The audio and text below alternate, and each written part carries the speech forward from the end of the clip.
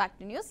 తిరుపతిలో భూమన కుటుంబం అవినీతికి పాల్పడిందని బీజేపీ రాష్ట్ర అధికారి భానుప్రకాష్ రెడ్డి ఆరోపించారు. గత 5 ఏళ్లలో వైసీపీ హయాంలో చేసిన అవినీతిపై విజిలెన్స్ విచారణ చేయించారని ఆయన డిమాండ్ చేశారు.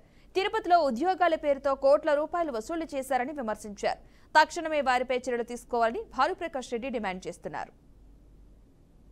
కార్పొరేషన్ శాఖలో ఉన్నటువంటి వాహనాలకి ఎన్ని వాహనాలకి ఫిట్నెస్ సర్టిఫికేట్ ఉందో 24 గంటల లోపల తిరుపతి ప్రజల ముందు పెట్టాలని చెప్పి మేము డిమాండ్ చేస్తున్నాం. 24 గంటల లోపల. ఎందుకంటే గతంలో మనకు గుర్తుండే ఉంటుంది, ఒకసారి కపిల్ తీర్థం దగ్గర నుంచి రియాస్పల్లి నుంచి ఒక యాక్సిడెంట్ జరిగితే పాపము మన క్రైమ్ పోలీస్ స్టేషన్ వరకు వచ్చింది. కొందరు పౌరులు కూడా చనిపోయారు. దాని ఫిట్నెస్ సర్టిఫికేట్లు కూడా లేవంట. ఎంత దురదృష్టం అంటే అసలు ఏం ధైర్యం వీళ్ళకి అర్థం కావట్లేదు. అంటే మేము ఏం చేసినా మమ్మల్ని ఎవరు ప్రశ్నించకూడదు, మేము ఏం చేసినా మమ్మల్ని ఎవరు అడగకూడదు అని చెప్పి ఏమైనా ఉన్నారా? ఫిట్నెస్ సర్టిఫికేట్లు మాకున్నట్టు సమాచారం చాలా వాహనాలకి లేవు.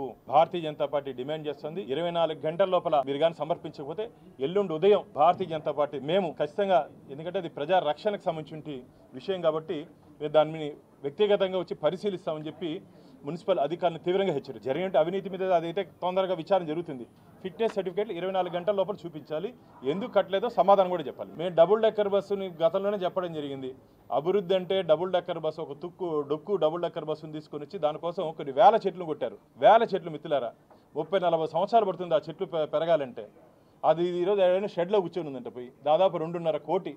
ఏదైనా అభివృద్ధి కార్యక్రమానికి డ్రైనేజీకి లేదు, డబ్బులు కమిషన్ ఇవ్వలేదని చెప్పి పెదకా వీధిలో ఒక రోడ్డు బంద్ చేశారు.